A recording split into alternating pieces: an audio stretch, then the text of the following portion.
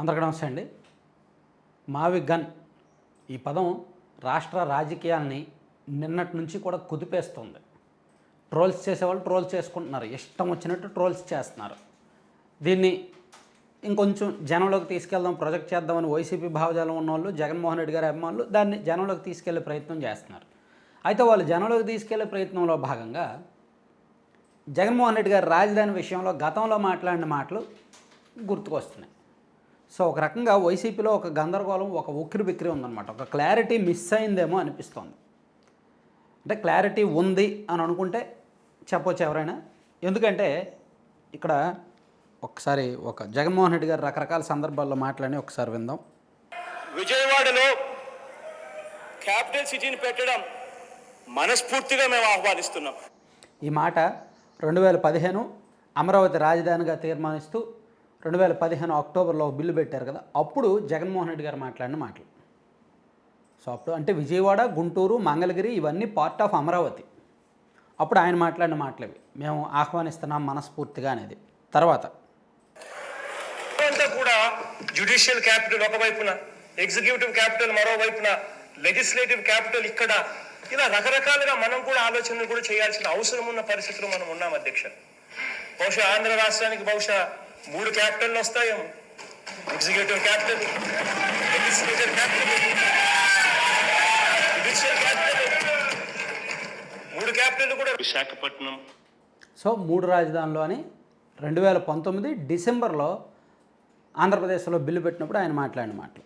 ఆ తర్వాత which is going to be our capital in the days to come. I myself would also be shifting over to Visakhapatnam. Visakhapatnam నుంచి MA తీసుకు.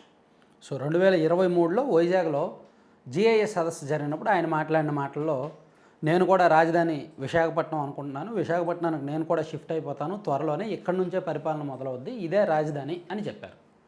నిన్న press మీట్లో విజయవాడ నుంచి VI తీసుకోండి, గుంటూరు నుంచి జియుఎన్ తీసుకోండి, మావి గన్ అని. సో మావి గన్ నిన్న జగన్మోహన్ రెడ్డి గారు ప్రెస్ మీట్లో పెట్టిన ప్రపోజల్. 3 రాజధానులు అన్నది ఆయనే, అమరావతిని యాక్సెప్ట్ చేసింది ఆయనే ఫస్ట్ 2015లో. 2019లో అధికారంలోకి వచ్చాక 3 రాజధానులు అన్నది ఆయనే. విశాఖపట్నం పూర్తి స్థాయి రాజధాని అని 2023లో చెప్పింది ఆయనే. సరే, ఆయన విశాఖపట్నం పరిపాలనా రాజధాని అన్నారని అనుకుందాం, కాసేపు పక్కన పెడదాం. ఆయనే. ఇప్పుడు 2026 వచ్చేసరికి మావి గన్ అని చెప్తున్నది ఆయనే. అసలు రాజధాని అనుకుంటున్నారా, ఇంకేమైనా అనుకుంటున్నారా? రాష్ట్రానికి రాజధాని అండి. ఇంత గందరగోళం ఎందుకు, ఇంత క్లారిటీ మిస్ అవ్వడం ఏంటి? అసలు ఒక స్పష్టత అంటూ లేదా? సరే, మావి గన్ మంచిదే అనుకుంటే అధికారంలో ఉన్నప్పుడు ఎందుకు పెట్టలేదు? ఈ మావి గన్ అనే ఆలోచన అప్పుడు ఎందుకు రాలేదు, ఇప్పుడే ఎందుకు వస్తుంది? సో అప్పుడు రాజధాని వికేంద్రీకరణ చేసే బదులు నిజంగా ఈ మావి గన్ అనే ప్రతిపాదన అప్పుడే తీసుకొచ్చుంటే జనం యాక్సెప్ట్ చేసేవాళ్ళేమో. అప్పుడు మరీ వికృతంగా ఉండదు. మావిగన్ అనేది మరీ వికృతమైన ప్రపోజల్ అయితే కాదు, పేరు వికృతంగా ఉంది. పేరు అయితే మాత్రం ఏ జపనీస్, ఏ కొరియా, అదేదో అదర్ లాంగ్వేజ్, తెలుగు పదం అయితే కాదు. ప్యూర్ తెలుగు వాళ్ళకి, ఎవరికి తెలుగు నేటివిటీకి ఆ పదం వర్తించదు. తెలుగు వాళ్ళు ఆ పదాన్ని యాక్సెప్ట్ చేయరు. మేబీ పేరు ఏదో ఒకటి మార్చుకోవచ్చు, తెలుగు అచ్చమైన తెలుగు పేరు ఏదో ఒకటి పెట్టుకోవచ్చు. కానీ ఆయన సూచించిన ప్రాంతం ఆమోదించదగిందే. కానీ ఇది రాంగ్ టైం, ఇది కరెక్ట్ టైం కాదు. సో ఇదంతా ఆలోచించకుండా ఏదో ప్రెస్ మీట్ పెట్టి చెప్పేసి రాజధాని విషయంలో అక్కడ పార్లమెంట్లో బిల్లు యాక్సెప్ట్ చేస్తున్న సమయంలో, పైగా ఆ బిల్లు చట్టబద్ధం కాదంటారు. పార్లమెంట్లో చేసిన చట్టాన్ని పార్లమెంట్లో సవరణ చేస్తారు, దాన్ని చట్టబద్ధం కాదు చెల్లదనడానికి మనం ఎవరమే? సో ఇలా అనేక అంశాలు ఉంటాయి. ఇప్పుడు పార్లమెంట్లోనే కదా 2014లో ఆంధ్రప్రదేశ్ విభజన చట్టం ఆమోదించారు.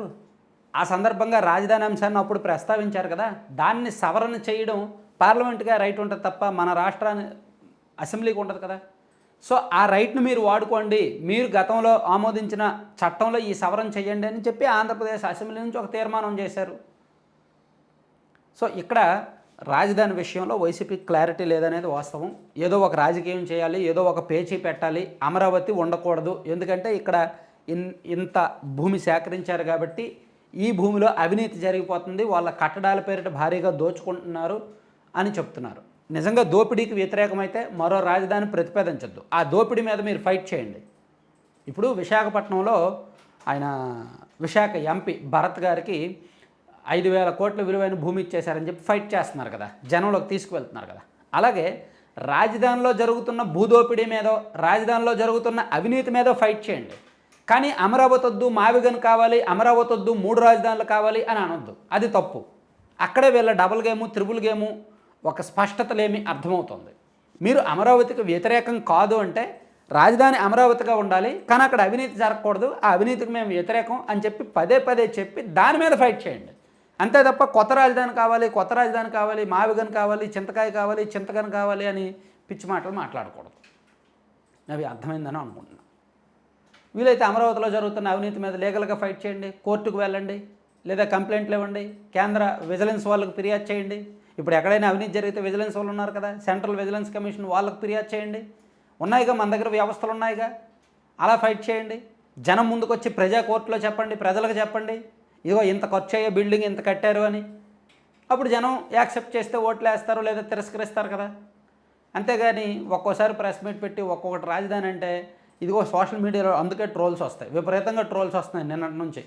ఎవరికి నచ్చినట్టు వాళ్ళు ట్రోల్స్ చేస్తున్నారు, పచ్చి బూతులు మాట్లాడుతున్నారు అనమాట జగన్మోహన్ రెడ్డి గారిని ఉద్దేశించి. అంత కర్మ ఎందుకు పట్టిందో అర్థం కావట్లే పార్టీకి. Thank you.